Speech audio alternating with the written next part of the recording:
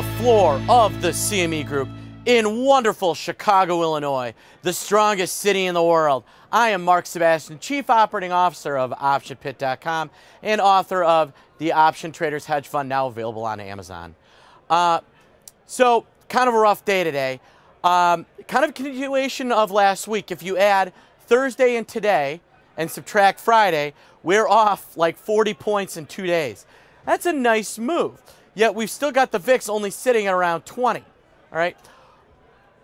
That's actually a little light for that kind of movement, believe it or not. If we're moving 16 bucks, well, actually 16 bucks a day, you're probably looking at a VIX of about 20, probably belong around 23. So why is the VIX a little low? Well, I'm not sure how sustainable this stuff is. We've got the Euro meeting on the 28th and the 29th. That's what the buildup in volatility is, versus the long week in July. I think you're going to see some vol get priced out of that. So what's happening?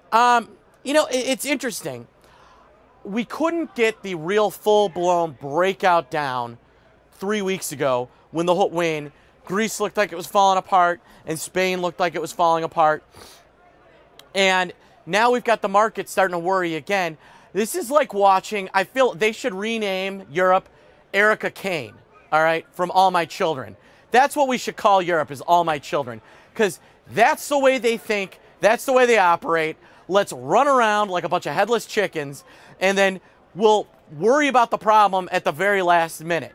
It's like procrastinate, kick the can down the curb, and it creates this kind of constant state of flux vol. Now, eventually that's going to come to an end. Will it come to an end in a good way or a bad way is the question. I am thoroughly convinced that we're going to get a major push higher in VIX. Not this week, all right? I think we're looking at the late July timeframe again, and we could see a major, major push. Because I think that when we see the VIX blow up, is when they run out of the easy options, and there are still easy options available. A Euro FDIC, a pool of bailouts. Those are the easy options. The hard option is Euro bonds.